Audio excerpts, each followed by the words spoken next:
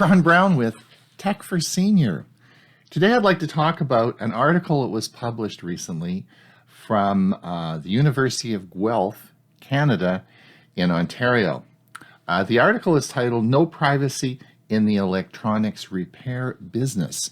And this is the article, and it's about a 20-page article. This is the original one. And in summary, it says that you are highly likely to have your personal data copied, which includes your photo directory, and twice as likely if you're female when you take your computer in to be repaired. Now, this is the original 20-page article I downloaded. Most of you will have probably seen similar articles. A number of journalists have taken this article and have extrapolated information from it, and a number of articles have been written about this original study that was produced. Today I want to talk about what I'm going to call the risk factor, because out of the summary of this very lengthy document, it became obvious that when people take their computers in to get them repaired, they don't think about what data they have on their computer, which is a big risk factor and may have significant implications on your interest in having your computer repaired versus purchasing a new one. And at the very end, I'm going to talk about one of the smartphone companies which is going to encrypt your data when you take it in for repair. Now, in this project, they sent a lot of computers out for repair. They sent them to big box stores, medium-sized mom and pop organizations, and smaller ones. So there was a cross-section of computer repair services that they analyzed. Now, the article was clear that they thought that most of the computer repair services they used did not have any privacy policies. This is one of the main conclusions that this study came out with, was there should be privacy policies at all computer repair facilities so you can see what it is when you take your computer in. So there's a lot of controversy over that recommendation. And I'm going to link a YouTube video from a computer repair expert, Louis Rossmann, in the link below. And I would encourage you to watch this video. He's a man that has a large repair company and a big following on YouTube. So he's someone that has a lot of people listening to what he says. And he says one thing. He says a creep is a creep. And he said, when you take your computer into a repair shop, it is not possible to observe everybody that is working on your computer. And by nature of computers, particularly PCs and laptops, they need to have access to your files to be able to sort out the problems. And he said, again, a creep is a creep and you can't stop them. So most people, when they look at computer repairs, they have to figure out whether it's worth repairing the old computer or whether they need to buy a new computer. And what you have to do is factor in what we're going to talk about as a risk factor. Now let me give you 3 examples to demonstrate this. Let's take a fictitious couple, Mary and John. They are both 25 years old. They just have graduated and got their first contract as teachers in a community high school.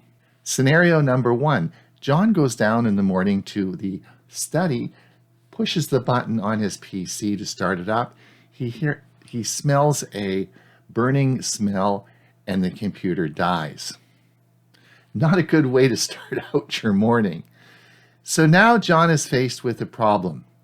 John has to decide whether to repair this machine. It's a 5-year-old computer with Windows 10 on it. He's backed up all his data, so his data is secure, but he has to decide whether to get this thing repaired. In his mind, he thinks, well, maybe it's just the power supply. Maybe there's something simple. But he thinks, well, you know, life being life, it's probably going to cost at least $200 to get it fixed, no matter what. And he was just at Costco the other day, and they had a new PC there for $700, so there's about a $500 difference. What John hasn't done is figured out the risk factor analysis, because he has on his home computer some very intimate videos that he and his wife made 2 or 3 years ago. These are very private, and he certainly would not want them made public. If he takes his computer into the computer repair service and those got copied and put up on the internet, it could certainly affect both their jobs. Of course, he did nothing wrong, and of course they could sue the computer repair company. But as Louis Rossmann says, once the information is out there on the internet, it's gone. You can't control it. And of course, high school students being what they are, it would certainly be all over and very embarrassing. This would be a very bad situation, and he would have to add that risk factor analysis in there to make that decision. And in that decision-making process, is it worth that $500 for that risk factor? Let's take scenario number 2. John and Mary, same, 25 years old, first contract as a teacher at a high school, and they have a baby.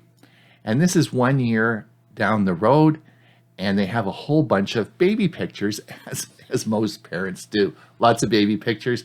And in those pictures, they have first diaper change, first bathing, all sorts of cute pictures that, of course, parents love to take of their new baby. All right, let's look at risk factor analysis. Same problem. John goes down, hits the button. He has to make a decision on whether or not to get his computer repaired or to buy a new one. He does not have any pictures or videos like we talked about in scenario 1, but he does have all his baby pictures on the PC. All right, he takes the PC in to get it repaired. The repair service then scans the drive for images of children. They, of course, find a lot of naked images of babies, and they call the police, and the police come in and confiscate the computer. John and Mary are notified that they're now under investigation for child pornography.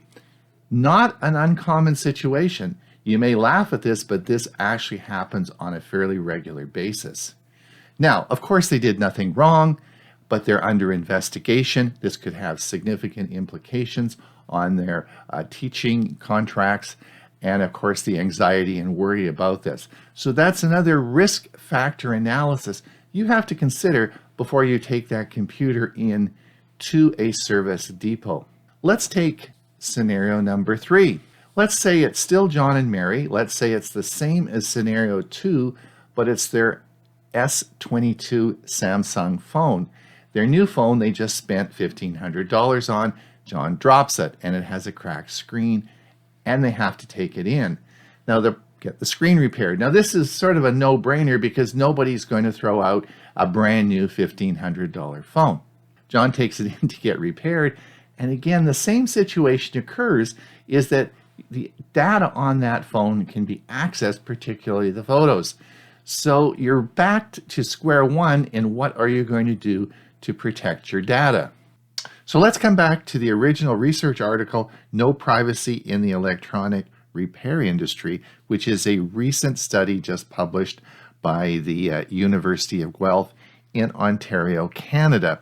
And in this study, they took a number of computers and they put on their software that was able to detect whether a file had been accessed or copied. They then sent the computers out to a wide variety of computer repair services, big box stores, medium stores, and also mom and pop organizations. And they found across all levels of repair services access to personal files, particularly photos. Also, they were also looking for audio files, MP3, and those were frequently copied as well. The other striking thing is if the person bringing the computer in was female, you were twice as likely to have your photo directory copied. This is very disturbing news, and I think something that you have to add that risk factor analysis into your own device before you take that in for repair. Sending your phone for repair can raise inhibitions, and rightly so. Data thefts are common these days. So Samsung wants you to take a sigh of relief and hence has introduced the repair mode, which will restrict access to your data while the phone takes a trip to the repair shop. Samsung's repair mode, when enabled, will block access to important data like your photos, messages, and more when the phone goes for repair. Service providers will only be able to access the default installed apps to perform the necessary repairs. Before sending the phone for a repair, you can turn on the mode in the battery and device care option under the settings to hide data from others. The phone will reboot to place the mode in action. Once the phone is repaired, you can disable the repair mode by simply rebooting the phone and verify via the fingerprint sensor or the set pattern.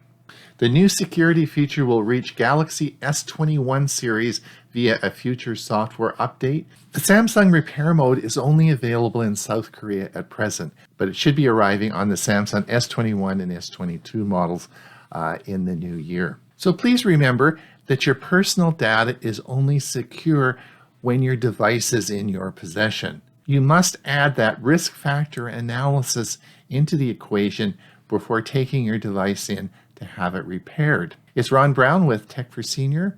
Remember that like and subscribe, and until we see you again, have a great day.